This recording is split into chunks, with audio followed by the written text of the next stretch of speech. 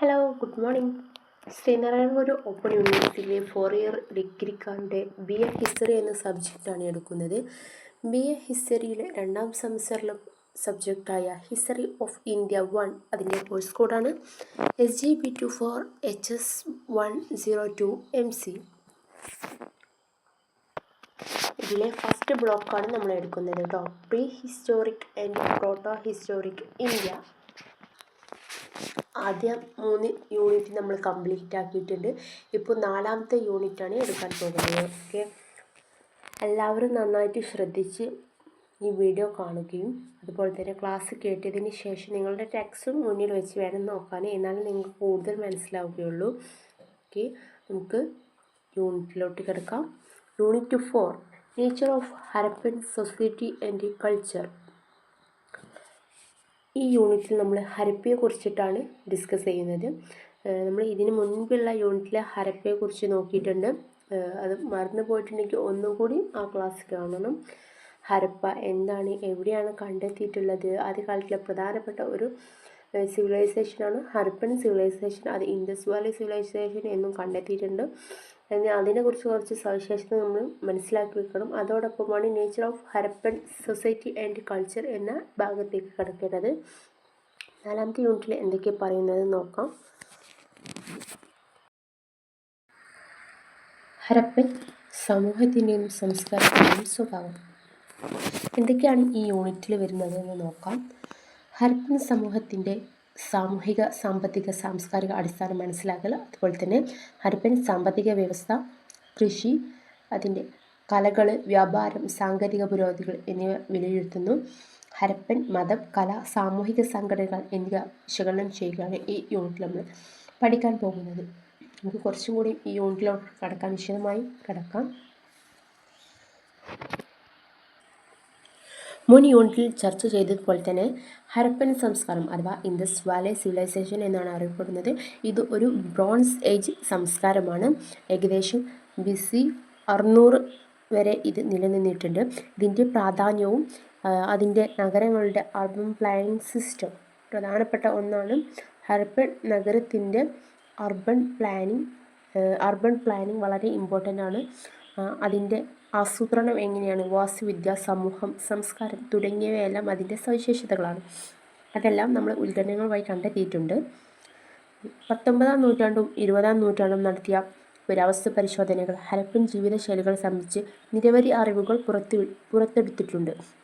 മോഹൻജദാരോ, ഹരപ്പ, ധോളാവിര തുടങ്ങിയ സ്ഥലങ്ങളിലെ ഉത്ഖനനങ്ങൾ വഴി ഹരപ്പൻ സമൂഹത്തിലുള്ള അർബൻ പ്ലാനിംഗ് എങ്ങനെയായിരുന്നു, അതിൽ നഗര നിർമ്മാണം, അതുപോലെ തന്നെ വാണിജ്യം, കളിമൺ പ്രതീകങ്ങൾ എന്നിവയെല്ലാം എങ്ങനെയായിരുന്നു എന്നാണ് ഇതിൽ നോക്കുന്നത്.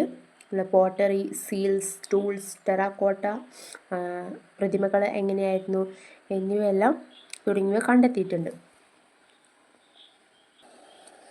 The economic base of the Harappan civilization was primarily based on the agriculture. അതായത് ഹരപ്പൻ സമൂഹത്തിൻ്റെ പ്രധാന ഉപജീവന മാർഗമാണ് കൃഷി. കൃഷിയും മൃഗസംരക്ഷണവുമാണ് അവരുടെ പ്രധാന ഉപജീവന മാർഗം എന്ന് പറയുന്നത്. സിന്ധു നദിയുടെ അടുത്തുള്ള ഭാഗങ്ങളിലാണ് ഈ കൃഷി പ്രധാനമായും നിലനിന്നിരുന്നത്. സിന്ധു നദിയിൽ നിന്നുള്ള അതിൻ്റെ കൃഷിക്കാവശ്യമായ വെള്ളമെടുക്കാനും എല്ലാം അത് ഉപകാരപ്പെട്ടിരുന്നെന്നാണ് അതുകൊണ്ട് ഉദ്ദേശിക്കുന്നത്. ധാന്യശാലകളും വിളകളും ഹരപ്പനിൽ നന്നായി കൃഷി ചെയ്തതാണെന്ന് ഇതിൽ നിന്നും വ്യക്തമാവുന്നുണ്ട്. അടുത്ത ഭാഗത്ത് പറയുന്നത് ഹരപ്പൻ സമൂഹത്തിലെ ചില സാമൂഹിക സൂചനകളെക്കുറിച്ചാണ്. അവരുടെ വീടുകൾ എങ്ങനെയായിരുന്നു എന്നൊക്കെയാണ്. ഹരപ്പൻ സമൂഹത്തിലെ വീടുകളുടെ വലുപ്പം, പൊതുകെട്ടിടങ്ങൾ എന്നിവയുടെ വ്യത്യാസം അതിൻ്റെ ഉദാഹരണങ്ങളാണ്. സമൂഹത്തിനുള്ളിൽ സമ്പത്തിലും പദവിയിലും വ്യത്യാസം കാണിക്കുന്നുണ്ട്. സ്ത്രീകളുടെ പങ്ക്, അവരുടെ സാമൂഹിക പങ്കാളിത്തം എന്നിവയെ അടിസ്ഥാനമാക്കി തെളിവുകൾ കാണാം. അവരുടെ പങ്കാളിത്തം എങ്ങനെയാണ് എന്നുള്ളതിന് അനുസരിച്ച് സ്ത്രീകളുടെ പങ്ക് നമുക്ക് ഇതിൽ നിന്നും മനസ്സിലാക്കാം. അവരുടെ റോള് എത്രത്തോളം ഉണ്ടെന്ന് നമുക്ക് മനസ്സിലാക്കുന്നതാണ് കേട്ടോ. ഇനി കീ ടേംസ് ആണ് നോക്കുന്നത്. എന്തൊക്കെയാണ് ഇതിൽ നമ്മൾ പഠിക്കാൻ പോകുന്നത് എന്ന് നോക്കാം.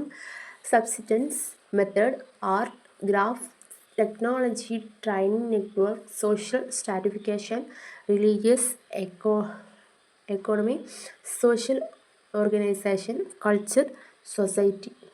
അതായത് ഇവിടെ ഉപജീവന രീതി എങ്ങനെയായിരുന്നു, അതുപോലെ തന്നെ കല, ക്രാഫ്റ്റ്, സാങ്കേതിക വിദ്യ, വ്യാപാര ശൃംഖലകൾ, സാമൂഹിക ഘടന, മതം, സമ്പദ് വ്യവസ്ഥ, സാമൂഹിക സംഘടന, സംസ്കാരം, സൊസൈറ്റി, സമൂഹം എങ്ങനെയായിരുന്നു എന്നൊക്കെയാണ് ഇതിൽ നോക്കുന്നത്.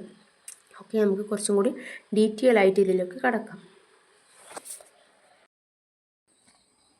Subsistence method of Harappan civilisation.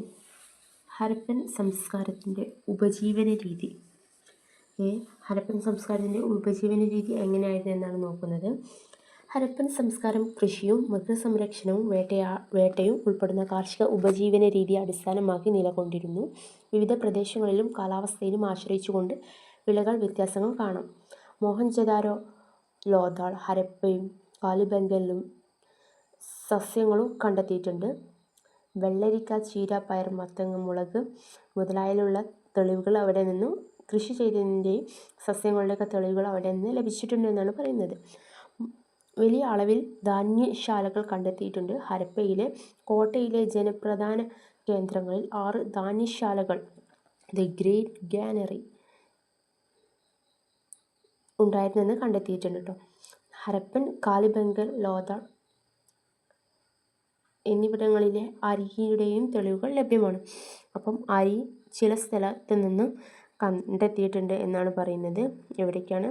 Harappa, കാലിബംഗ, ലോഥാൾ എന്നിവിടങ്ങളിൽ നിന്ന്. ഓക്കെ, നമുക്ക് നോക്കാം. അവിടെ നിന്ന് കണ്ടെത്തിയിട്ട് മറ്റ് വിളകൾ എന്തൊക്കെയാണെന്ന് നോക്കാം. ഒന്നാണ് ജാവ, ഗോതമ്പ്, അരി, പിന്നെ ഹോഴ്സ് ഗ്രാം എന്ന് പറയുന്നുണ്ട്. അതുപോലെ തന്നെ ചെറുപയർ സസ്യങ്ങൾ, മത്തൻ, മുന്തിരി എന്നിവയും അവിടെ നിന്ന് കണ്ടെത്തിയിട്ടുണ്ട് എന്നാണ് പറയുന്നത്. രണ്ടാമത്തെ പാരഗ്രാഫിൻ്റെ ലാസ്റ്റ് പാർട്ടിലാണ് ഇത് വരുന്നത്. നിങ്ങൾക്ക് നോക്കിയാൽ മനസ്സിലാവുന്നതാണ് കേട്ടോ. അടുത്ത നോക്കാം. കൃഷിയിലെ പ്രധാന ഉപകരണങ്ങളാണ് പറയുന്നത്.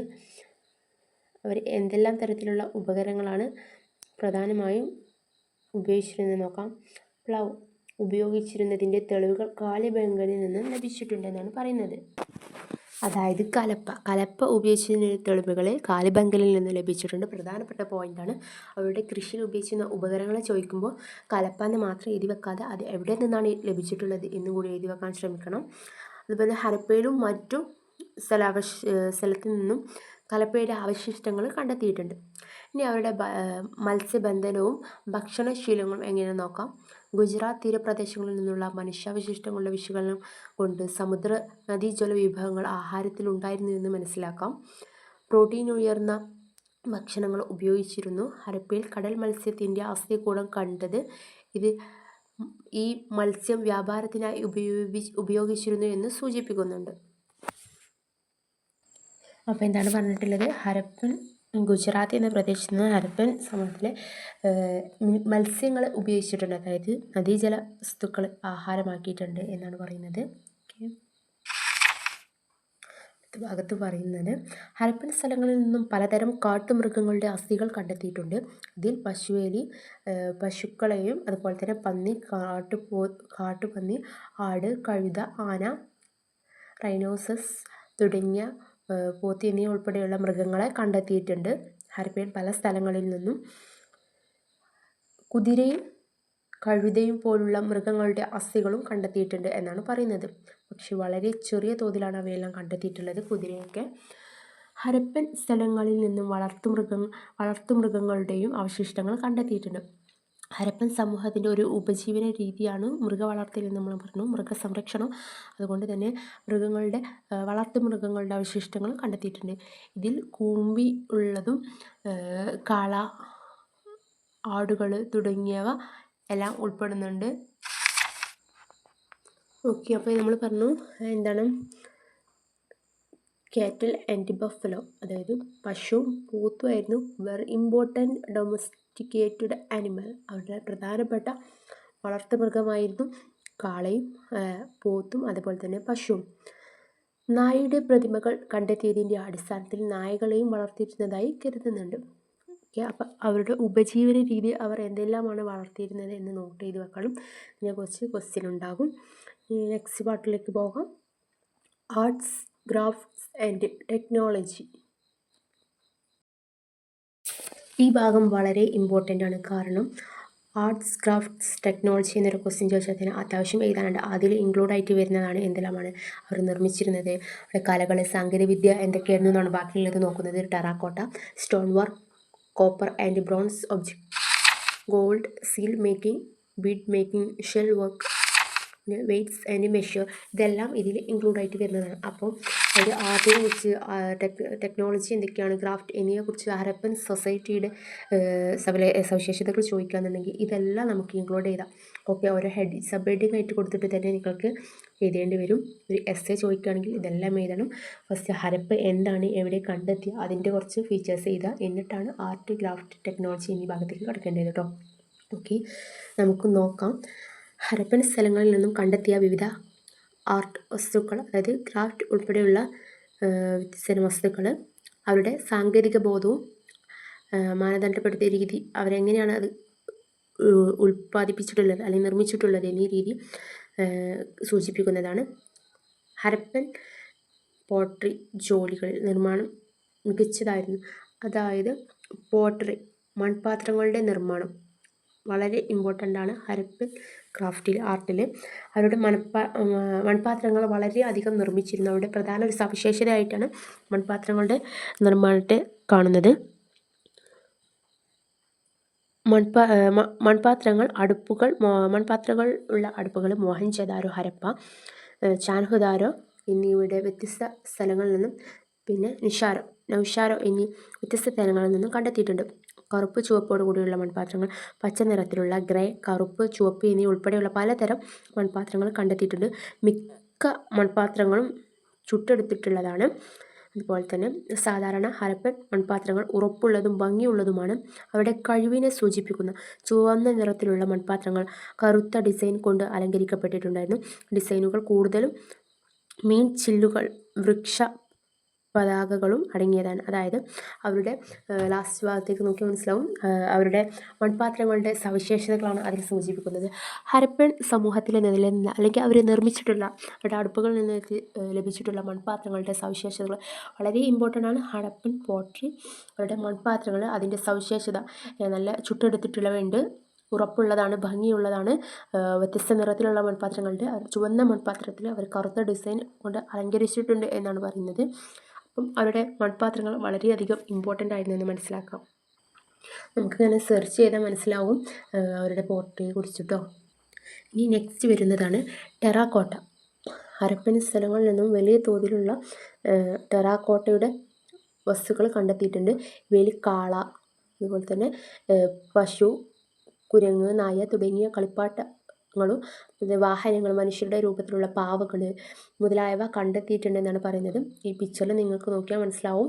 ടെറാക്കോട്ട ബോട്ട്, അതിൽ കാളയും സ്ത്രീകളുടെ പ്രതിമകളെല്ലാം കണ്ടെത്തിയിട്ടുണ്ട്. ഗോഡിജി എന്ന സ്ഥലത്ത് വെച്ചിട്ടാണ്, ഗോഡിജി കാലഘട്ടത്തിലാണ് കണ്ടെത്തിയിട്ടുള്ളത് കേട്ടോ. ഓക്കെ, ആ പിക്ചർ ഒന്ന് നോക്കാം. ഇതൊക്കെ നമുക്ക് നോക്കുമ്പോഴാണ് ഈ ചാപ്റ്റർ നമുക്ക് ഓർമ്മ ഉണ്ടാവുക. ഈ ഭാഗം ഏത് ഭാഗത്താണ് വരുന്നതെന്ന് നമുക്ക് മനസ്സിലാക്കാം. ടെറാക്കോട്ട മുഖംമൂടികൾ മോഹൻജദാരോയിൽ നിന്നും ഹരപ്പയിൽ നിന്നും കണ്ടെത്തിയിട്ടുണ്ട്.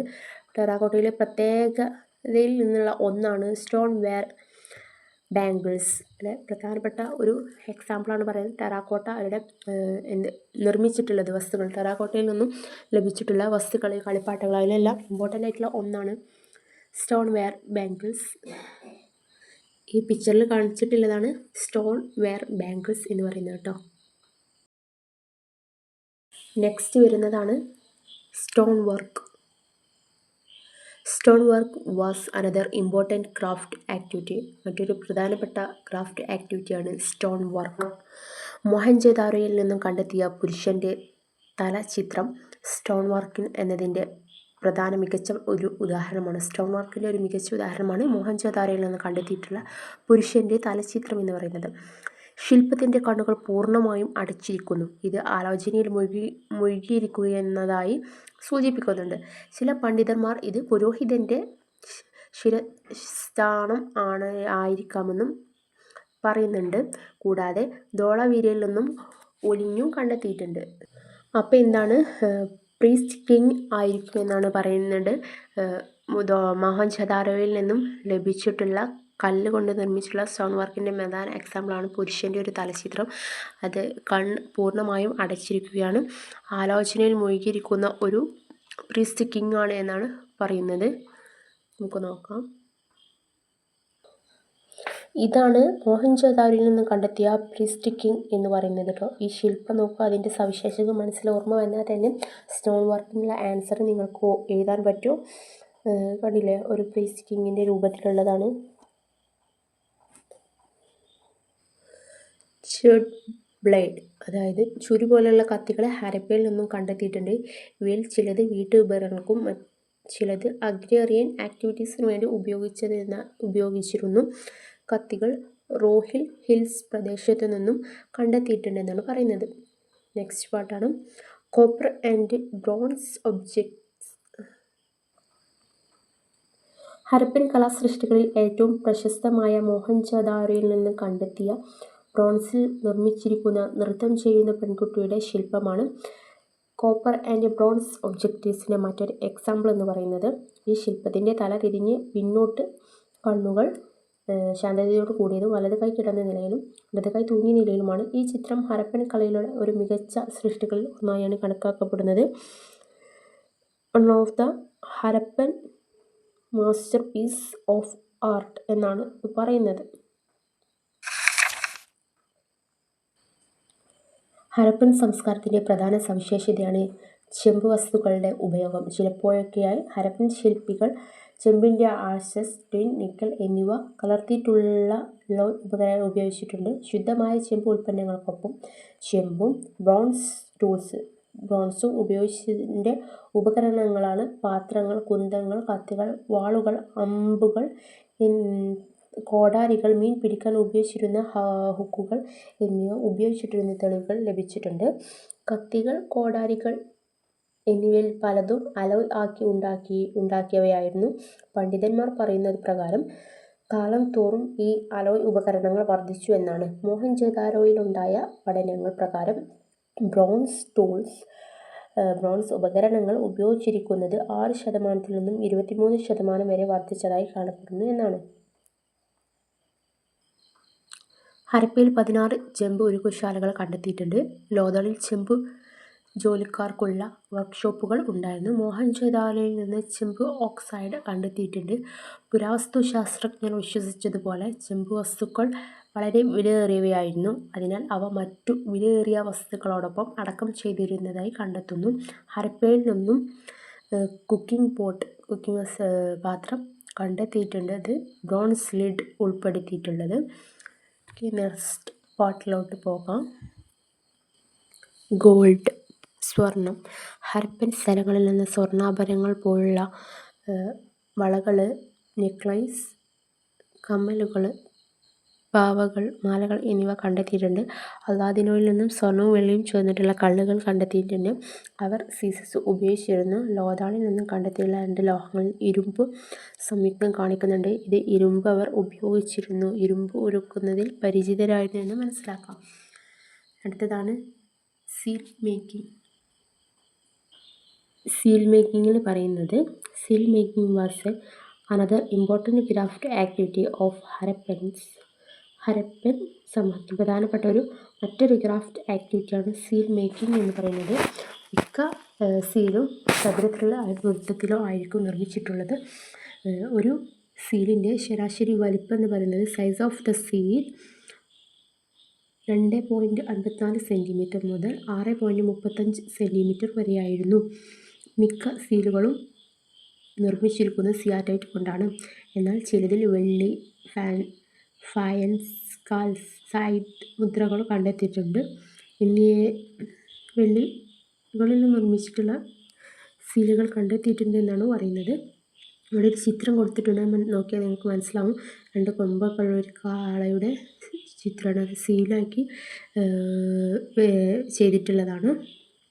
മോഹൻജോദാരോയിലായി 2 വെള്ളി മുദ്രകളും ലോഥാളിൽ നിന്ന് ചെമ്പും സോപ്സ്റ്റോൺ മുദ്രകളും കണ്ടെത്തിയിട്ടുണ്ട്. ഈ മുദ്രകളിലെല്ലാം ആന, കടുവ, കാള, കാട്ടുപന്നി, പോത്ത്, പശു എന്നിവയുടെ രൂപങ്ങൾ ഉൾപ്പെടുത്തിയിരിക്കുന്നു. മിക്ക മുദ്രകളും ചെറിയ കുറിപ്പുകളായിരുന്നു. ബീഡ് മേക്കിങ്ങിൽ വരുന്നതാണ്. ബീഡ് മേക്കിംഗ് നിർമ്മാണത്തിൽ ഹരപ്പൻ പുതിയ സാങ്കേതിക വിദ്യകളും വസ്തുക്കളുടെ ശൈലികളും അവതരിപ്പിച്ചിട്ടുണ്ടായിരുന്നു. പുതിയ രീതിയിലുള്ള സിലിണ്ടറിക്കൽ സ്റ്റോൺ ഡ്രിൽ അവർ ഉപയോഗിച്ചിട്ടുണ്ടായിരുന്നു. കല്ലുകൾ കുത്തിയെടുക്കുന്നത് മോഹൻജൊദാരോ, ഹരപ്പ, ചാൻഹോദാരോ, ധോളാവീര എന്നിവയിൽ കണ്ടുവരുന്നു. സ്റ്റിയറൈറ്റ്, ലാപ്പിസ് ലസൂലി, കാമേലിയ, ടെറാക്കോട്ട, അഗ്രിറ്റ് മുതലായവ കൊണ്ടാണ് ഈ ബീഡുകൾ നിർമ്മിച്ചിരുന്നത്. ബീഡുകളുടെ നിർമ്മാണത്തിനായി പ്രത്യേക വർക്ക്ഷോപ്പുകൾ കണ്ടെത്തിയിട്ട് ചാൻഹോദാര, ലോഥാൾ എന്നിവയിൽ നിന്ന്. അപ്പോൾ ഈ ബീഡ് മേക്കിംഗ് ഹരപ്പന്മാരുടെ പുതിയ സാങ്കേതിക വിദ്യയാണെന്നും അത് എവിടെയാണ് അവർ ഇതിൻ്റെ വർക്ക്ഷോപ്പുകൾ കണ്ടെത്തിയതെന്നും പ്രധാനമായിട്ട് മനസ്സിലാക്കേണ്ടത് ചാൻഹോദാരയിൽ നിന്നും ലോഥാളിൽ നിന്നാണ്. അടുത്തത് നോക്കാം. അടുത്തതാണ് ഷെൽ വർക്ക്. ഷെൽ ഉപകരണങ്ങളാണ് പറയുന്നത്. ബീഡുകൾ, അതുപോലെ തന്നെ വളകൾ മുതലായവ ശംഖുവസ്തുക്കൾ തെളിവുകൾ ഹരപ്പൻ ശില്പങ്ങൾക്ക് ബീഡിൽ, അതായത് ഷെൽ വർക്ക് ഉണ്ടായിരുന്നു എന്നതിൻ്റെ ഉദാഹരണമാണ്. ഷെല്ലുകൾ ഉപയോഗിച്ച് നിർമ്മാണത്തിൽ പരിചയമുണ്ടായിരുന്നു എന്നതിനാണ് സൂചിപ്പിക്കുന്നത്. ഷെല്ലുകൾ പ്രധാനമായും ശംഖുപടികളിൽ നിന്ന് വളകൾ നിർമ്മിക്കാൻ ഉപയോഗിച്ചിരുന്നു. ഷെൽ വർക്കിൽ പ്രധാനപ്പെട്ട ഒരു വർക്കാണ് വളകളുടെ നിർമ്മാണം. അത് ഷെല്ലുകൾ ഉപയോഗിച്ച് നിർമ്മിച്ചിരുന്നു എന്നാണ് പറയുന്നത്.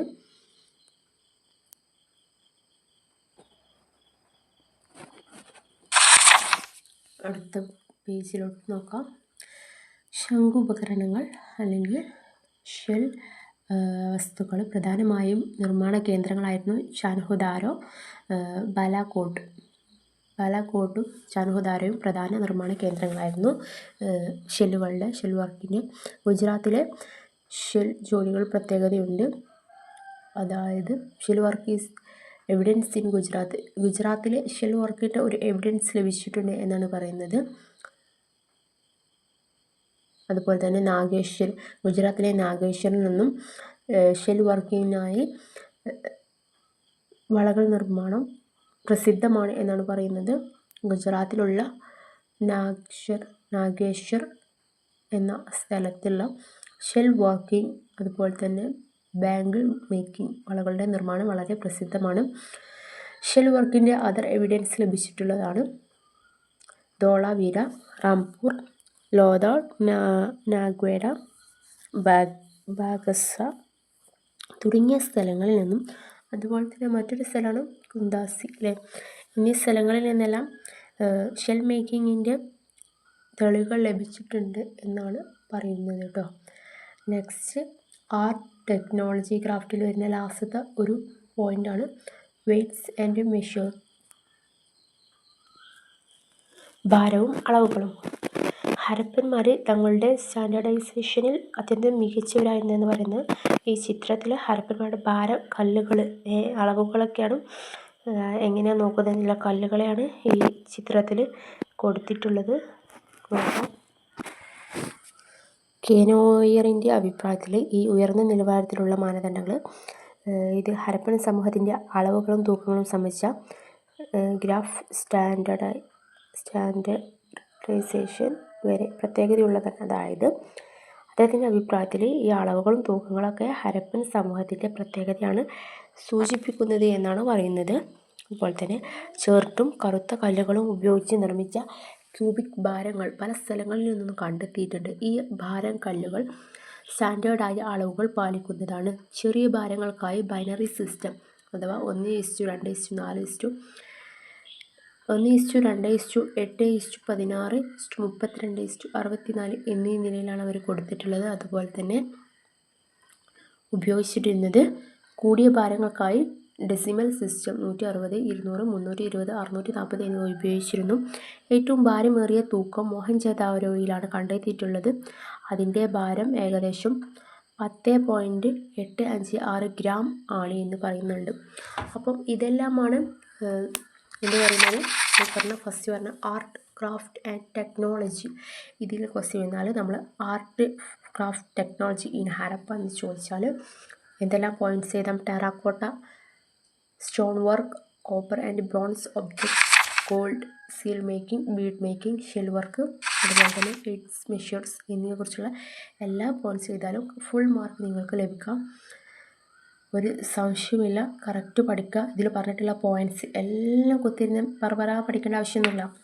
നമ്മളിപ്പോൾ വായിച്ചാൽ അതിൽ നിന്നുള്ള പ്രധാനപ്പെട്ട 2-3 പോയിൻറ്റ്സ് ഒരു ഹെഡിങ്ങിൽ. ഇപ്പോൾ വെയ്റ്റിലാണെങ്കിൽ അതിൽ 2-3 പോയിൻറ്റ്സ്, അതിൻ്റെ സവിശേഷത എന്തൊക്കെ, എന്താ സിസ്റ്റം വെച്ച് ബൈനറി സിസ്റ്റം എത്ര ഈസ്റ്റ് വെച്ചിട്ടാണ് അതിൻ്റെ ചെറിയ ഭാരങ്ങൾ വലിയ ഭാരങ്ങൾ എവിടേക്കാണ് കണ്ടെത്തിയിട്ടുള്ളത്, അതൊക്കെയാണ് പ്രധാനമായിട്ട് നോക്കി വെക്കേണ്ടത്. എന്നാൽ തന്നെ നമുക്ക് അത്യാവശ്യം എഴുതാൻ സാധിക്കും. ഇനി അടുത്തതിലേക്ക് പോകാം. Trading network. ഹരപ്പൻ സംസ്കാരത്തിൻ്റെ വ്യാപാര ബന്ധങ്ങളാണ് പറയുന്നത്. ഹരപ്പൻ സംസ്കാരത്തിൻ്റെ വ്യാപാര ബന്ധങ്ങൾ മറ്റ് സംസ്കാര മേഖലകളുമായുള്ള ബന്ധത്തെ സൂചിപ്പിക്കുന്നതാണ്. ഹരപ്പൻ മേഖലയിൽ കണ്ടെത്തിയ വസ്തുക്കളുടെ പരിധി അവരുടെ വ്യാപാരത്തിലെ പ്രാധാന്യം വ്യക്തമാക്കുന്നു. നാണയങ്ങൾക്ക് മുമ്പ് ഈ വ്യാപാരം നടന്നതുകൊണ്ട് പണ്ഡിതന്മാർ ഹരപ്പൻ വ്യാപാരം ബാർട്ടർ സംവിധാനമായിരുന്നു എന്ന് വിശ്വസിക്കുന്നുണ്ട്. ഹരപ്പന്മാർ ഉപയോഗിച്ചിരുന്ന അസംസ്കൃത വസ്തുക്കളെ കണ്ടെത്തിയതിലൂടെ വിദേശീയവും അന്തർദേശീയവുമായ വ്യാപാര ബന്ധങ്ങൾ തിരിച്ചറിയാൻ കഴിഞ്ഞു. റോഹിൽ ഹിൽസ് നടത്തിയ ഉത്ഖനനങ്ങളിൽ നിന്നും തെളിയിക്കുന്നത് ചെർട്ട് ബ്ലേഡുകൾ വലിയ തോതിൽ നിർമ്മിച്ച ഹരപ്പൻ ജനവാസങ്ങളിലേക്ക് അയച്ചിരുന്നുവെന്നാണ്. രാജസ്ഥാനിലെ ഗോത്രി ഖനികൾ ചെമ്പിൻ്റെ പ്രധാന ഉറവിടങ്ങളാണ്. ലെഡ്, സിങ്ക് എന്നിവ രാജസ്ഥാനിൽ നിന്നാണ് ലഭിച്ചിരുന്നത്. ടിൻ ഹരിയാന, അഫ്ഗാനിസ്ഥാൻ, മധ്യേഷ്യ തുടങ്ങിയ സ്ഥലങ്ങളിൽ നിന്നും ലഭിച്ചിരുന്നു. സ്വർണം കർണാടകയിലെ കോളാർ ഖനികളിൽ നിന്നാണ് ലഭിച്ചത്. ഗുജറാത്തിൽ നിന്നും പലതരം ബീഡുകൾ ലഭിച്ചിട്ടുണ്ട്. കല്ലുകൾ കൊണ്ടുള്ള വസ്തുക്കൾ ലഭിച്ചിട്ടുണ്ട്. ലാപ്പിസ് ലസൂലി അഫ്ഗാനിസ്ഥാനിൽ നിന്നാണ് ലഭിച്ചിട്ടുള്ളത്. അതുപോലെ തന്നെ ട്രേഡ് ചെയ്തിരുന്നുണ്ട് ഗതാഗത മാർഗത്തിന് ഉപയോഗിച്ചിരുന്ന വസ്തുക്കളെ കുറിച്ചുള്ള സൂചന ലഭിച്ചിട്ടുണ്ട്. 2 ചക്രമുള്ള കാറുകളും നിർമ്മിച്ച ബ്രോൺസ് ആൻഡ് ടെറാക്കോട്ട മോഡൽസ്. ബ്രോൺസിലും ടെറാക്കോട്ടയിലും നിർമ്മിച്ചിട്ടുള്ള 2 ചക്രമുള്ള കാറുകൾ, മണ്ണുകൊണ്ടുള്ള മോഡലുകളും ഹരപ്പൻ മനുഷ്യരുടെ പ്രധാന ഗതാഗത മാർഗമായി നിന്ന് സൂചിപ്പിക്കുന്നുണ്ട് തെളിവുകൾ ലഭിച്ചിട്ടുണ്ട്. കാറുകളുടെ വീലുകൾ മാർക്കുകൾ കണ്ടിരുന്നെങ്കിലും കാറുകൾ കണ്ടെത്തിയിട്ടില്ല. കന്നുകാലികളെ ഗതാഗതത്തിനായി ഉപയോഗിച്ചിരുന്നെന്നാണ് പറയുന്നത്. കൂടാതെ ഹരപ്പൻ കാലഘട്ടത്തിൻ്റെ അവസാന ഘട്ടത്തിൽ ഒട്ടകങ്ങളുടെ ഉപയോഗത്തിൻ്റെ തെളിവുകൾ ലഭ്യമാണ്. ലോഥാളിൽ നിന്നും കണ്ടെത്തിയ ഡോക്യാർഡ് കണ്ടെത്തിയിട്ടുണ്ട്. ഇത് ഹരപ്പൻ വ്യാപാരത്തിൻ്റെ തെളിവുകൾ ആയി കണക്കാക്കപ്പെടുന്നതാണ്. അപ്പം ട്രേഡിംഗ് നെറ്റ്വർക്ക് നോക്കണം. ഹരപ്പൻ വ്യാപാര ബന്ധം എവിടെയൊക്കെയായിരുന്നു ഉള്ളതെന്ന് അത്യാവശ്യം എഴുതാൻ പറ്റിയ, നമുക്ക് പെട്ടെന്ന് മനസ്സിലാക്കാൻ പറ്റിയൊരു ഭാഗമാണ്. എവിടെയൊക്കെയായിരുന്നു എന്തെല്ലാം കണ്ടെത്തിയത്, അവരുടെ തെളിവുകൾ ഏതെല്ലാം സ്ഥലത്തു നിന്നാണ് കണ്ടെത്തിയത്, എന്തെല്ലാം വസ്തുക്കളാണ് കണ്ടെത്തിയെന്ന് നോക്കണം. അവരുടെ ഗതാഗത മാർഗത്തിൽ ഉപയോഗിച്ചിരുന്നത് എന്തെല്ലാമായിരുന്നു.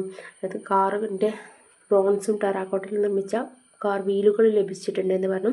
അതുപോലെ തന്നെ അവർ ഒട്ടകത്തിൻ്റെ ഉപയോഗിച്ചതിൻ്റെ തെളിവുകൾ ലഭിച്ചിട്ടുണ്ടെന്ന് പറഞ്ഞു.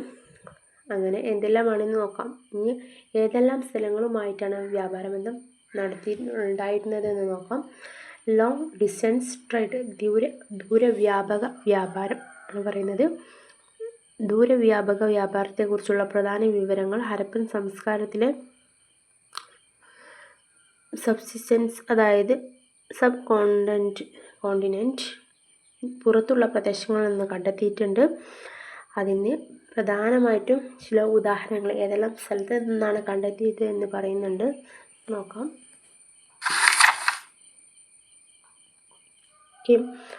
തുർക്കമെനിസ്ഥാൻ ഉൾപ്പെടെയുള്ള വിദേശ രാജ്യങ്ങളിൽ നിന്ന് ഹരപ്പൻ വസ്തുക്കൾ കണ്ടെത്തിയിട്ടുണ്ട്. ഹരപ്പൻ എഴുത്തോടു കൂടിയ ആകൃതിയിലുള്ള ഒരു മുദ്ര തുർക്കമെനിസ്ഥാനിലെ ആൾട്ടിൻ ദ്വീപിൽ നിന്നും കണ്ടെത്തിയിട്ടുണ്ട്. ഇറാനിൽ നിന്നുമുള്ള കണ്ടെത്തലുകൾ ഹരപ്പൻ മുദ്രകളും കാർണേലിയൻ മണികളും ഉൾപ്പെടുന്നു. ഹരപ്പൻ അഫ്ഗാനിസ്ഥാനിലെ വ്യാപാര ബന്ധം ഷോട്ട്ഗായ് എന്ന കേന്ദ്രത്തിൽ നിന്നുള്ള കണ്ടെത്തലുകൾ സാക്ഷ്യപ്പെടുത്തുന്നു. പേർഷ്യൻ ഗൾഫിൽ നിന്നും ലഭിച്ച ഒരു വൃത്താകൃതിയിലുള്ള മുദ്രയിൽ കാളയുടെ ശിരോഭാഗം കാണപ്പെടുന്നു. കൂടാതെ അതിൽ ഹരപ്പൻ എഴുത്തും ഉണ്ടായിരുന്നു. ഒമാനുമായും ഹരപ്പൻ വ്യാപാരം നടന്നിരുന്നു എന്ന് പറയുന്നു. അൽ അൻനാറിൻ ഹരപ്പൻ കാലത്തിലെ കാർനേലിയൻ ബീഡ് കൊണ്ട് നിർമ്മിച്ചവയാണ് കണ്ടെത്തിയിട്ടുണ്ട്. ബീഡുകൾ അവിടെ നിന്ന് കണ്ടെത്തിയിട്ടുണ്ടെന്നാണ് പറയുന്നത്. ഹരപ്പന്മാർ ഒമാനിലേക്ക് ബീഡുകൾ, തൂക്കുകല്ലുകൾ, അതായത് എന്താ പറയുക, നമ്മുടെ സീലുകളുണ്ടല്ലോ അതേപോലെ തന്നെ അളവിനുള്ള ഒരു ഉപകരണങ്ങൾ, ആനക്കൊമ്പ് ഉൽപ്പന്നങ്ങൾ എന്നിവ കയറ്റി അയച്ചിരുന്നു. ഒമാനിൽ നിന്നും ഹരപ്പന്മാർ പ്രധാനമായും ക്ലോറ്റൈറ്റ് പാത്രങ്ങൾ, മുത്തുകൾ, ശംഖുകൾ എന്നിവ ഇറക്കുമതി ചെയ്തിരുന്നു എന്നാണ് പറയുന്നത്. ഒമാൻ പ്രധാനമായും ഹരപ്പയുമായി വ്യാപാരബന്ധം പുലർത്തിയിരുന്ന പ്രധാനപ്പെട്ട ഒരു സ്ഥലമാണ്. അടുത്തതാണ് മെസ്സപ്പൊട്ടോമിയയുമായും ഹരപ്പൻ വ്യാപാരം പ്രത്യേകം ശ്രദ്ധിക്കപ്പെടുന്നതാണ്. മെസ്സപ്പൊട്ടോമിയയിലെ രാജാവ് സർഗോണിൻ്റെ രേഖകളിൽ നിന്നും ഈ വ്യാപാരബന്ധത്തിൻ്റെ തെളിവുകൾ ലഭിക്കുന്നുണ്ട്. ഈ രേഖയിൽ ദിൽമുൽ, മഗൻ, മെലുഹ എന്നീ സ്ഥലങ്ങളിലേക്ക് കപ്പലുകൾ പോയതായി പറയുന്നു. ഇവിടങ്ങളിലേക്കുള്ള വ്യാപാരം ഇൻഡസ് താഴ്വരയെ ഉൾക്കൊള്ളുന്ന മെലുഹ എന്ന പദത്തിൽ നിന്നാണ്. മെസ്സപ്പൊട്ടോമിയ നഗരങ്ങളായ ക്യാഷ്, നിപ്പൂർ, ലഗാഷ്, ഊർ എന്നിവിടങ്ങളിൽ നിന്നും ഹരപ്പൻ മുദ്രകളിലെ കാളകളുടെ രൂപങ്ങളും ഹരപ്പൻ മനോഹരതമുള്ള രൂപങ്ങളും കണ്ടെത്തിയിട്ടുണ്ട്. എന്നാൽ മെസ്സപ്പൊട്ടോമിയ മുദ്രകളുടെ അഭാവം ഹരപ്പന്മാർക്ക് അത്ര മെസ്സപ്പൊട്ടോമിയ ഉൽപ്പന്നങ്ങളിൽ താല്പര്യം ഇല്ലായിരുന്നു എന്നതിൻ്റെ സൂചനയായിട്ടാണ് കണക്കാക്കപ്പെടുന്നത്. അപ്പം എന്താ പറയുക, നമുക്ക് ഹരപ്പയുടെ വ്യാപാരബന്ധം, ഹരപ്പൻ മറ്റു സംസ്കാരങ്ങളുമായുള്ള വ്യാപാരബന്ധത്തിൻ്റെ സൂചന ലഭിക്കുന്നുണ്ട്. ഏതെല്ലാം സ്ഥലങ്ങളുമായിട്ടാണ് വ്യാപാരബന്ധം പുലർത്തിയിരുന്നത്, അവരുടെ വ്യാപാരത്തിന് ഉപയോഗിച്ചിരുന്ന മാർഗങ്ങൾ എന്തൊക്കെയായിരുന്നു, എന്തെല്ലാമാണ് പ്രധാനമായും വ്യാപാരം ചെയ്തിരുന്നത് എന്നെല്ലാം ഇതിൽ ഡീറ്റെയിൽ ആയിട്ട് കൊടുത്തിട്ടുണ്ട്. കറക്റ്റായിട്ട് പഠിക്കാം. അടുത്ത് നോക്കാം നമുക്ക്. റൈറ്റിംഗ് സിസ്റ്റം, എഴുത്ത് സംവിധാനം. ഹരപ്പൻ സംസ്കാരത്തിലെ ഭാഷയും എഴുത്ത് സമ്പ്രദായവും ഇന്നും അതിജീവിച്ചുള്ള ഒരു രഹസ്യമായി തുടരുന്നു. ഹരപ്പൻ ലിപിയെക്കുറിച്ചുള്ള ഭാഷയെക്കുറിച്ചും പല തിയറികളും പണ്ഡിതന്മാർ മുന്നോട്ട് വെച്ചിട്ടുണ്ട്. എന്നാലും സംസ്കാരത്തിൻ്റെ വ്യത്യസ്ത ഭാഗങ്ങളിൽ ജനങ്ങൾ വ്യത്യസ്ത ഭാഷകളും ഉപരിഭാഷകളും സംസാരിച്ചിരുന്നു. ചില പണ്ഡിതന്മാർ ഈ ഭാഷ ദ്രാവിഡ ഭാഷാ കുടുംബത്തിൽപ്പെട്ടതാണെന്ന് കരുതുന്നു. എന്നാൽ മറ്റുള്ളവർ ഇത് ഇന്ത്യൻ ആര്യ ഭാഷകളോട് സാദൃശ്യമുള്ളതായിരിക്കുമെന്നാണ് കരുതുന്നത്. ഏകദേശം മൊത്തം 3700 ഹരപ്പൻ ശില്പികൾ ഇപ്പോഴും കണ്ടെത്തിയിട്ടുണ്ട്. മിക്കതിലും ചെറിയ കുറിപ്പുകളാണ്. മിക്ക ഹരപ്പൻ ലിപികളും ചെറിയ കുറിപ്പുകളാണ്. ഏറ്റവും നീളമുള്ള കുറിപ്പിൽ 26 അക്ഷരങ്ങളാണ് ഉള്ളത്. ആകെ 400-450 അടിസ്ഥാന ചിഹ്നങ്ങളുള്ള ഒരു ലോഗോ സിലാബിക് അഥവാ ചിഹ്നങ്ങൾ ഒന്നിച്ചു ചേർത്ത് ശബ്ദം ഉണ്ടാക്കുന്ന ലിപിയാണ് ഹരപ്പൻ ലിപി എന്ന് പണ്ഡിതന്മാർ കരുതുന്നു. കുറിപ്പുകൾ വലത്തുനിന്ന് ഇടത്തേക്ക് വായിക്കേണ്ടതാണെന്ന് ചിലർ വിശ്വസിക്കുന്നു. അപ്പോൾ ഹരപ്പൻ റൈറ്റിംഗ് സിസ്റ്റത്തിൻ്റെ പ്രാധാന്യത്തെക്കുറിച്ചിട്ടാണ് നമ്മൾ നോക്കിയിട്ടുള്ളത്. എന്താണ് അവരുടെ റൈറ്റിംഗ് സിസ്റ്റം, ചില പണ്ഡിതന്മാർ അതിനെക്കുറിച്ച് എന്തൊക്കെയാണ് അഭിപ്രായപ്പെടുന്നത്, അതിൻ്റെ സവിശേഷത. ഇടത്തു നിന്ന് വലത്തോട്ടാണ് എഴുതുന്നത്. മൊത്തം 3700 ഹരപ്പൻ ശില്പികളുണ്ട്. ചെറിയ കുറിപ്പുകളാണ്. അവയിൽ ചെറുത് ലോഗോ സിലാബിക്, അതായത് ചിഹ്നങ്ങൾ ഒന്നിച്ചു ചേർന്ന ശബ്ദം, അല്ലെങ്കിൽ ഓരോ ചിഹ്നങ്ങളും വാക്കുകളെയാണ് പ്രതിനിധീകരിക്കുന്നത് പറയാം. അങ്ങനത്തെ ലിപിയാണെന്ന് മനസ്സിലാക്കാം. ഇതെല്ലാം ഹരപ്പൻ റൈറ്റിംഗ് സിസ്റ്റത്തിൻ്റെ സവിശേഷതകളാണ് കേട്ടോ. നെക്സ്റ്റ്, റിലീജിയസ് ആക്ടിവിറ്റീസ്, മതപരമായ പ്രവർത്തനങ്ങളാണ് പറയുന്നത്.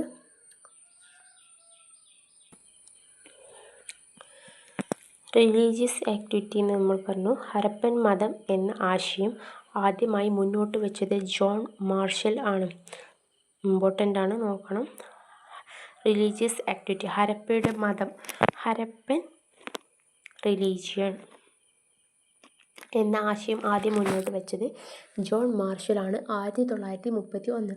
ഹരപ്പൻ മതത്തിൻ്റെ പ്രധാന സവിശേഷതയായിരുന്ന ഒരു നിഗമനം ഇതായിരുന്നു: പ്രജനനശേഷിയുള്ള ബന്ധപ്പെട്ട സ്ത്രീദേവതകളുടെ ആരാധന.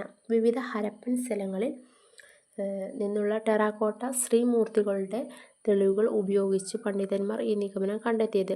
ഇവ മാതൃദേവതകൾ എന്ന പേരിലാണ് അറിയപ്പെടുന്നത്. ഈ സ്ത്രീ രൂപങ്ങൾ പ്രധാനമായും മോഹൻജൊദാരോ, ഹരപ്പ, ബനാവലി തുടങ്ങിയ കേന്ദ്രങ്ങളിൽ നിന്നാണ് കണ്ടെത്തിയിട്ടുള്ളത്. ഇവിടെ മോഹൻജൊദാരോയിൽ നിന്നുള്ള പുരോഹിത രാജാവിൻ്റെ ഒരു പ്രതിമയുടെ ചിത്രമാണ് ഈ ഭാഗത്ത് കൊടുത്തിട്ടുള്ളത് കേട്ടോ. അപ്പോൾ പ്രധാനമായും മാതൃദേവത ആരാധന അവരുടെ മതവുമായി പ്രധാനമായും ബന്ധപ്പെട്ട ഒന്നാണ്. നോക്കാം.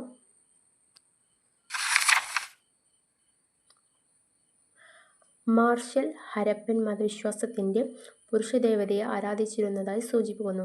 മോഹൻജൊദാരോയിൽ കണ്ടെത്തിയ സ്റ്റീറ്റൈറ്റ് മുദ്രയിലായിരുന്നു ഇത് പ്രതിനിധീകരിച്ചിരുന്നത്. ഈ മുദ്രയെ പശുപതി മുദ്ര എന്ന് വിളിക്കുന്നു. ഉപേന്ദ്ര സിംഗിൻ്റെ വിവരണപ്രകാരം ഒരു പെൺകാളയുടെ കൊമ്പുപോലുള്ള തലമുടിയുള്ള പുരുഷൻ കാൽ മടക്കി ഇരുന്നും കൈ ചേർത്ത്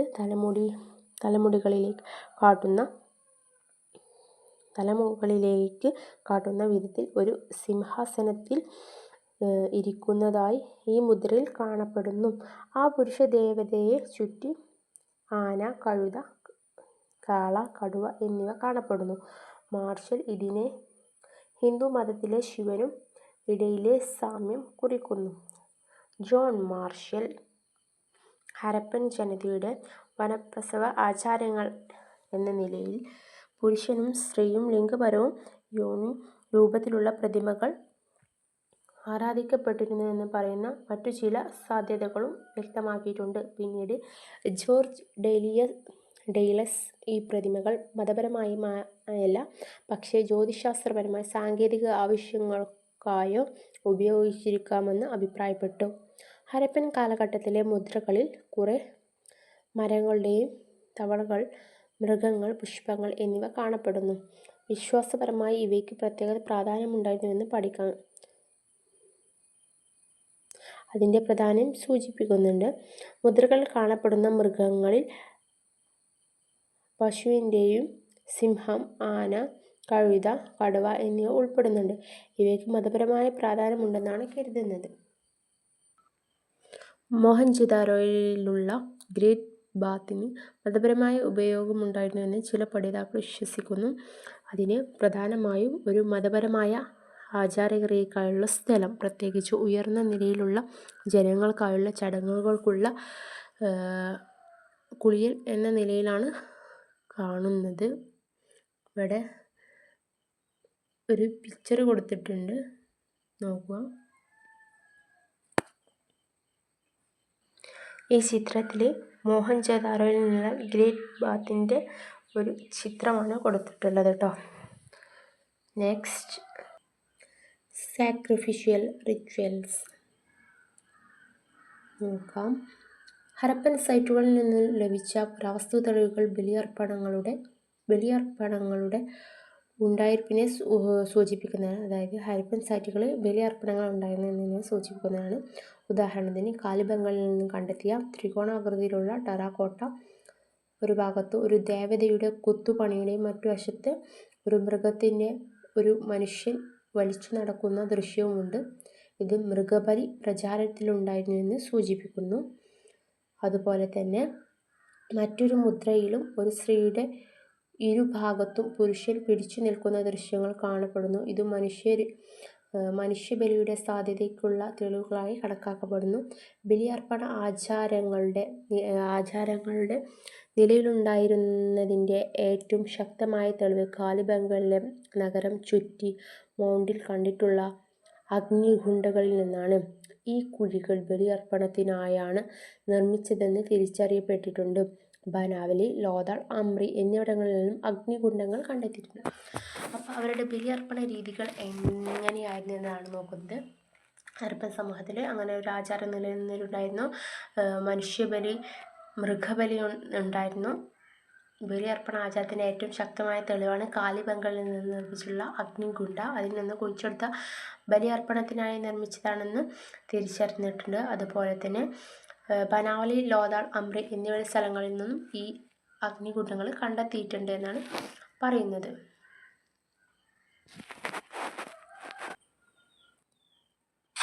അതുപോലെ തന്നെ ഗുജറാത്തിലെ നാഗേശ്വർ, രാഗിഗഡ്, ഹരിയാന എന്നിവയിലാണ് കാലിബംഗാളിലുമാണ് ബനാവലി ബലിപീഠങ്ങൾക്ക് ആചാരപരമായ പ്രാധാന്യമുള്ളൂ കേട്ടോ. അടുത്ത് നോക്കുന്നത് ഹരപ്പൻ സെമിത്തേരീസ് ആണ്.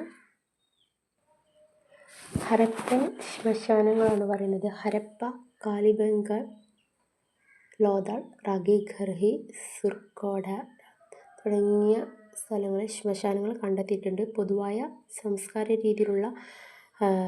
രീതിയിൽ മരിച്ച വ്യക്തികളുടെ ശരീരം തല വടക്കേ ദിശയിലാക്കി നീട്ടിക്കിടത്തുകയും അത് മണ്ണിൽ കുഴിച്ചോ അല്ലെങ്കിൽ കല്ല് ചുറ്റിയ മുറിയിലോ വയ്ക്കുകയും ചെയ്യുകയായിരുന്നു. ശവസംസ്കാരത്തിൽ ഭക്ഷണം, മൺപാത്രങ്ങൾ, ഉപകരണങ്ങൾ, ആഭരണങ്ങൾ തുടങ്ങിയ ഉൾപ്പെടെയുള്ള കല്ലറ സമ്പത്തുകൾ ഉണ്ടായിരുന്നതായി കണ്ടുപിടിച്ചിട്ടുണ്ട്. ഇത് ഹരപ്പൻവൻ ആത്മാവിൻ്റെ ലോകത്തും ഈ സമ്പത്ത് ഉപയോഗിച്ചിരുന്നതെന്ന് സൂചിപ്പിക്കുന്നു.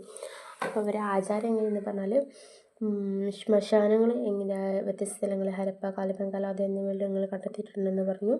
അതുപോലെ തന്നെ അവർ മരിച്ച ആളെ മണ്ണിൽ കുഴിച്ചോ അല്ലെങ്കിൽ ചുറ്റിയ കല്ലുകൊണ്ട് ചുറ്റിയ മുറികളിലോ അടച്ചു വയ്ക്കുകയും ശവസംസ്കാരത്തിൽ ഭക്ഷണം, മൺപാത്രങ്ങൾ, ആഭരണങ്ങൾ എന്നീ എല്ലാ സമ്പത്തും അവർ ഉൾപ്പെടുത്തിയിരുന്നു. കാരണം അവരുടെ ആത്മാവിൻ്റെ ലോകത്തും അവർ സമ്പത്ത് ഉപയോഗിച്ചിരുന്നതിനാണ് അവർ വിശ്വസിച്ചിരുന്നത്. അങ്ങനെയാണ് അവരുടെ വിശ്വാസം, മതപരമായ അല്ലെങ്കിൽ ആചാരപരമായ വിശ്വാസം അങ്ങനെയായിരുന്നു.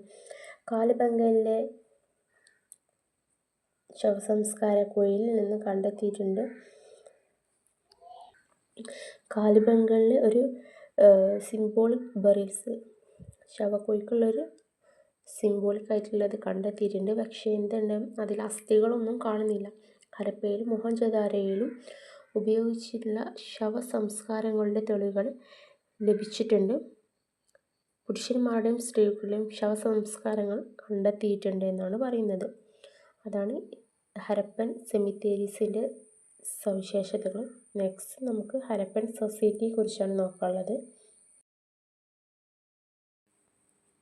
ഇനി നെക്സ്റ്റ് നോക്കുന്നത് ഹരപ്പൻ സൊസൈറ്റിയാണ്. ഹരപ്പൻ സമൂഹം എങ്ങനെയായിരുന്നു നോക്കാം. ഹരപ്പൻ ജനതയുടെ പ്രത്യേകതകൾ മനുഷ്യ പ്രതിമകളിൽ നിന്നും ശില്പങ്ങളിൽ നിന്നും തിരിച്ചറിയുന്നത്. സ്ത്രീ പ്രതിമകൾ ചെവി ചുള്ളികളോ ഹർമാലങ്ങളോ താലാഭരണങ്ങളോ കൈവളയങ്ങളോ ഉപയോഗിച്ചിരുന്നതായി കാണാം. അതായത് നിങ്ങൾക്ക് ഇതിലേക്ക് നോക്കിയാൽ മനസ്സിലാവും. നെക്ലേസ്, ചോക്കറ്റ്സ്, ഹെയർ, അതായത് എയർബെൻഡ് എന്നൊക്കെ നമ്മൾ പറയില്ലേ, നമ്മൾ തലയിൽ കൊടുക്കുന്ന ഓരോ കാര്യങ്ങൾ. അതുപോലെ തന്നെ ബെൽറ്റ്, ബാംഗിൾസ് എന്നിവ ഉപയോഗിച്ച്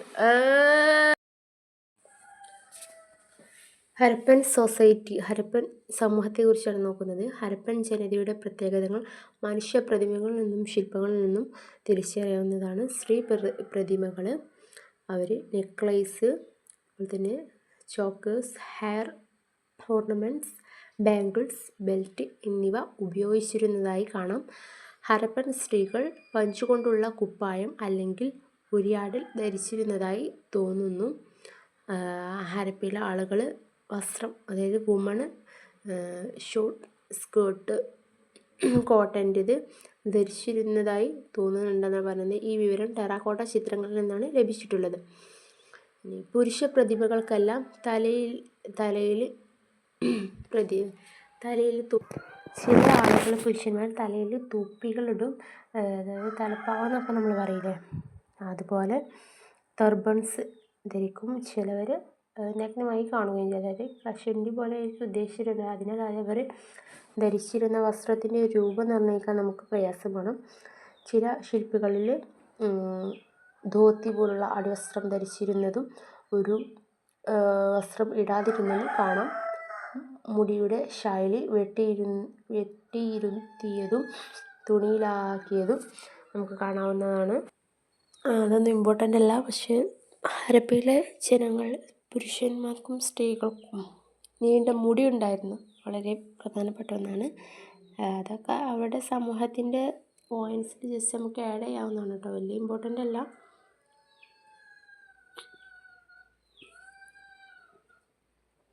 ഹരപ്പൻ സമൂഹങ്ങളിൽ സൈറ്റുകളിൽ നിന്നും വിവിധ തരത്തിലുള്ള ടെറാക്കോട്ട കളിപ്പാട്ടങ്ങൾ കണ്ടെത്തിയിട്ടുണ്ട്. കാറുകൾ, പന്തുകൾ, വിസിലുകൾ എന്നിവ കണ്ടെത്തിയിട്ടുണ്ട്. ടെറാക്കോട്ട കുക്കിംഗ് ഉപയോഗത്തിനും എന്നിവ കണ്ടെത്തിയിട്ട് കുട്ടികൾ കളിക്കാൻ വേണ്ടി ഒരു പാത്രങ്ങൾ നിർമ്മിക്കുന്നതൊക്കെ ഉപകരണങ്ങൾ വെച്ച് നിർമ്മിച്ചത് കാണപ്പെട്ടിട്ടുണ്ട്. രേഖപ്പെടുത്തിയ എഴുത്ത് ലഭ്യമല്ലാത്തതിനാൽ ഹരപ്പൻ സമൂഹത്തിൻ്റെ സാമൂഹിക ഘടനയെക്കുറിച്ചുള്ള നിഗമനങ്ങൾ ചരിത്രകാരന്മാർക്ക് വരാൻ കഴിയില്ല. എന്നിരുന്നാലും പുരാവസ്തു തെളിവുകൾ പ്രകാരം ചില നിഗമനങ്ങൾ കൈവരിക്കാവുന്നതാണെന്നാണ് പറയുന്നത്. അവർ കർഷകർ, കന്നുകാലി പരിപാലകർ, വേട്ടക്കാർ, ശില്പികൾ, വ്യാപാരികൾ, നാവികർ, ഭരണാധികാരികൾ തുടങ്ങിയ തൊഴിലവസര വിഭാഗങ്ങൾ ഉണ്ടായിരുന്നു. വീടുകളുടെ വലിപ്പത്തിലും ആഭരണങ്ങളുടെ സമാഹാരത്തിലും നിന്ന് സമൂഹത്തിൽ സമ്പത്ത് സമാഹരണത്തിൽ വ്യത്യാസം ഉണ്ടായിരുന്നെന്ന് മനസ്സിലാക്കാം. ഭൂസമ്പന്നരും വ്യാപാരികളും ഉദ്യോഗസ്ഥരും അധികം സമ്പത്തുള്ളവരായി സൂചിപ്പിക്കുന്നു. തൊഴിലുടമയുടെ അടിസ്ഥാനത്തിൽ അവരെ വ്യത്യസ്തം കാണിച്ചിരുന്നു എന്നാണ് പറയുന്നത്. വിഭജിക്കപ്പെട്ടിരുന്നു. ജാതി വ്യവസ്ഥ ഹരപ്പൻ സമൂഹത്തിൽ ഉണ്ടായിരുന്നു എന്ന് വ്യക്തമല്ല. അതിനാൽ അത് ഒരു ആരാധനമില്ലാത്ത ആലോചനയിലുമായിരിക്കാം. ജാതി വ്യവസ്ഥയെക്കുറിച്ചുള്ള യാതൊരു തെളിവുകളും ഹരപ്പൻ സമൂഹത്തിൽ നിന്ന് ലഭിച്ചിട്ടില്ല എന്നാണ് പറയുന്നത്. ഇനി അടുത്തത് നോക്കാൻ പോകുന്നത് ഹരപ്പൻ സമൂഹത്തെക്കുറിച്ചുള്ള സഭാത്തിൻ്റെ ചർച്ചകളാണ്. Debates on the nature of Harappan society.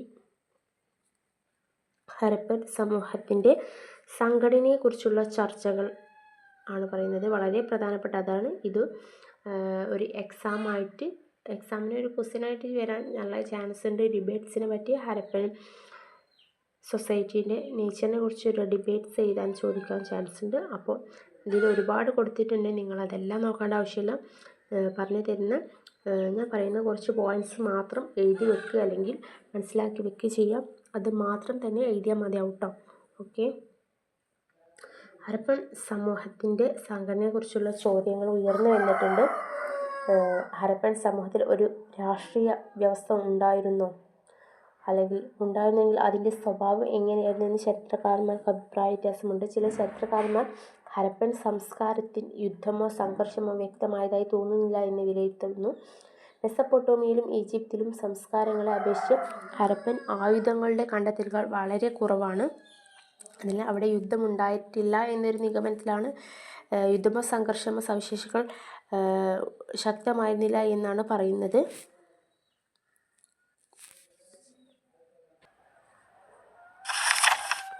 ഇവിടെ ഡിബേറ്റ്സ് ഒരുപാട് കൊടുത്തിട്ടുണ്ട്. ഞാൻ വളരെ ചുരുക്കി പറഞ്ഞുതരാം. ഇത് മാത്രം നോക്കിയാൽ മതി കേട്ടോ. ഹരപ്പൻ സംസ്കാരത്തിൻ്റെ രാഷ്ട്രീയ ഘടനയെക്കുറിച്ചുള്ള ഗവേഷകർ വിവിധ അഭിപ്രായങ്ങൾ പ്രകടിപ്പിച്ചിട്ടുണ്ട്.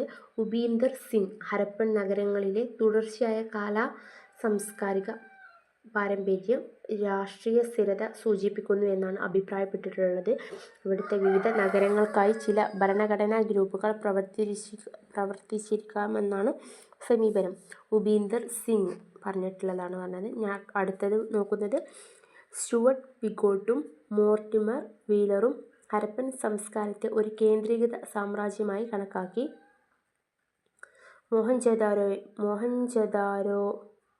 മോഹൻജൊദാരോയും ഹരപ്പയും ഇരട്ട തലസ്ഥാനങ്ങൾ ആയിരുന്നു എന്നാണ് അവരുടെ വാദം. പൊതുലിപി, സ്റ്റാൻഡേർഡ് തൂക്കങ്ങൾ, നഗരാസൂത്രണം, അർബൻ പ്ലാനിംഗ് എന്നിവ അവരുടെ അതിനെ പിന്തുണയ്ക്കുന്ന ശക്തമായ വാദങ്ങളാണ് പറഞ്ഞിട്ടുള്ളത്. സ്റ്റുവർട്ട് പിഗോട്ടും മോർട്ടിമർ വീലറും. ഉപീന്ദർ സിംഗ് എന്താണ് പറഞ്ഞിട്ടുള്ളതെന്ന് പറഞ്ഞു. സ്റ്റുവർട്ട് പിഗോട്ടും മോർട്ടിമർ വീലറും എന്താണെന്ന് നോക്കി. പിന്നെ അടുത്തത് പറയുന്നത് വാൾട്ടറയാണ്. Walter A Fairservis, S C. Malik എന്നിവർ ഹരപ്പൻ സംസ്കാരത്തിൽ ശക്തമായ കേന്ദ്രീകൃത ഭരണ സംവിധാനം ഇല്ലായിരുന്നു എന്ന നിലപാട് സ്വീകരിച്ചു. അവിടെ ആചാരപരമായ ഒരു ഘടന മാത്രമേ ഉണ്ടായിരുന്നുള്ളൂ എന്നാണ് അവർ പറഞ്ഞത്. ജിം ഷാഫർ ഈ നിലപാടിനെ പിന്തുണച്ചു. ഹരപ്പൻ സംസ്കാരം വ്യാപാര ശൃംഖലകളുടെ ഫലമായി ഏകതാനതയാൽ ശക്തമായതാണെന്നും സംശയാതീതമായ രാജ്യത്വം തെളിയിക്കുന്ന തെളിവുകൾ ഇല്ലെന്നുമാണ് അവർ അഭിപ്രായപ്പെട്ടത്. അതേസമയം ഷെറിൻ രത്നാകർ പോലുള്ള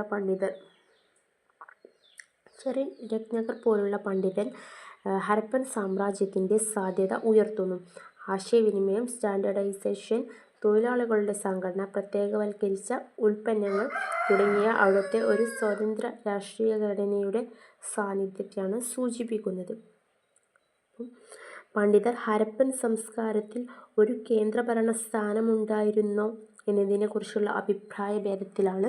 ചിലർ ശക്തമായ സാമ്രാജ്യത്തെ മുന്നോട്ട് വയ്ക്കുമ്പോൾ മറ്റുള്ളവർ വ്യാപാര ശൃംഖലകളും സാംസ്കാരിക ഘടന എന്ന നിലയിലാണ് പരിഗണിക്കുന്നത്. എന്നാൽ ചില ഭരണഘടനാ ഘടകങ്ങൾ അവിടെ നിലനിന്നിരുന്നുവെന്നതിൻ്റെ ഏറെക്കുറെ ഏകമതിയുണ്ട്. ഇതാണ് ഹരപ്പൻ സമൂഹത്തെക്കുറിച്ചുള്ള debates. Nature of the Harappan society കുറിച്ചുള്ള ഡിബേറ്റ്സാണ്. അപ്പോൾ ഇതിൽ പ്രധാനമായിട്ടും കുറച്ച് ആളുകൾ പറയുന്നുണ്ട്, അവരുടെ പേരും അവരെന്താണ് പറഞ്ഞതെന്ന് മാത്രം പഠിച്ചു വെച്ചാൽ മതി. ഓക്കെ, നമ്മൾ യൂണിറ്റ് 4 കംപ്ലീറ്റ് ആക്കിയിട്ടുണ്ട്. വളരെ സിമ്പിളായിട്ടുള്ള ഒരു യൂണിറ്റാണ്. ഹരപ്പൻ സമൂഹത്തിൻ്റെ കുറിച്ച്, അവരുടെ സമൂഹം, സൊസൈറ്റി എങ്ങനെയാണ്, ഉപജീവന രീതി എങ്ങനെയാണ്, അതുപോലെ തന്നെ അവരുടെ ആർട്ട്, ക്രാഫ്റ്റ്, ടെക്നോളജിക്കൽ എന്നിങ്ങനെയാണ്, ട്രേഡ് നെറ്റ്വർക്ക്, അതായത് മറ്റു പ്രദേശങ്ങളുമായുള്ള അവരുടെ വ്യാപാര ബന്ധം, അതുപോലെ തന്നെ റൈറ്റിംഗ് സിസ്റ്റം, അതുപോലെ തന്നെ സൊസൈറ്റി, പിന്നെ അവരുടെ റിലീജിയസ് മതപരമായി ബന്ധപ്പെട്ടുള്ളത് എങ്ങനെയാണ്, ആചാരം, അവരെങ്ങനെയാണ് ശ്മശാനങ്ങളെ അടക്കം ചെയ്തിരുന്നത്, പിന്നെ അവരുടെ സമൂഹത്തിൻ്റെ സവിശേഷത, ഡിബേറ്റ്സ്, അത് മാത്രമാണ് ഈ ചാപ്റ്ററിൽ യൂണിറ്റിൽ നോക്കുന്നത് കേട്ടോ. ഓക്കെ, യൂണിറ്റ് 4 കംപ്ലീറ്റ് ആയിട്ടുണ്ട്. നിങ്ങൾ നന്നായിട്ട് പഠിക്കാം. ക്വസ്റ്റ്യൻ ഇമ്പോർട്ടൻ്റ് ആണ്. ഇതിൽ ലാസ്റ്റ് കൊടുത്തിരിക്കുന്ന ഈ 10 ക്വസ്റ്റ്യൻസും അതിൻ്റെ ആൻസേഴ്സും ഇപ്പോൾ തന്നെ ഉണ്ട്. ഞാൻ വായിച്ചു തരേണ്ട ആവശ്യമില്ല, കാരണം നിങ്ങൾക്ക് തന്നെ നോക്കാവുന്നതാണ്. ആൻസർ അതിലുള്ള ഡൗട്ടോ കാര്യമൊന്നും വരില്ല. വളരെ ഡീറ്റെയിൽ ആയിട്ട് ഈ ക്വസ്റ്റ്യൻസും അതിൻ്റെ ആൻസറും കംപ്ലീറ്റ് പഠിച്ചിരിക്കണം. കാരണം ഇത് വെച്ച് തന്നെ നിങ്ങൾക്ക് എഴുതാൻ സാധിക്കുന്നതാണ് കേട്ടോ. ഓക്കെ, നമ്മൾ ഇത്രയാണ് ഈ ചാപ്റ്ററിൽ നോക്കിയിട്ടുള്ളത്. യൂണിറ്റ് 4 ഇതിൽ സബ്സ്റ്റൻസ് മെത്തേഡ് നോക്കി, art, craft, technology, trade network, social stratification എങ്ങനെയാണ്, റിലീജിയസ്, അവരുടെ എക്കോണമി എന്ന് പറയുന്ന ഉപജീവന രീതി എങ്ങനെയൊക്കെയാണ് മുന്നോട്ട് കൊണ്ടുപോയിരുന്നത്, പിന്നെ അവരുടെ കൾച്ചർ, സൊസൈറ്റി എന്തൊക്കെയാണ് നോക്കിയത്. ഈ പിക്ചേഴ്സൊക്കെ മനസ്സിൽ ഓർമ്മ ഉണ്ടാകുമ്പോൾ തന്നെ നമുക്ക് എന്തൊക്കെയാണ് അതിൽ പഠിച്ചതെന്ന് മനസ്സിലാവും. ഓക്കെ, യൂണിറ്റ് 4 കംപ്ലീറ്റ് ആയിട്ടുണ്ട് കേട്ടോ. Okay, thank you. നന്നായി വായിക്കുക, എക്സാമിന് നല്ല രീതിയിൽ എഴുതാവുന്നു.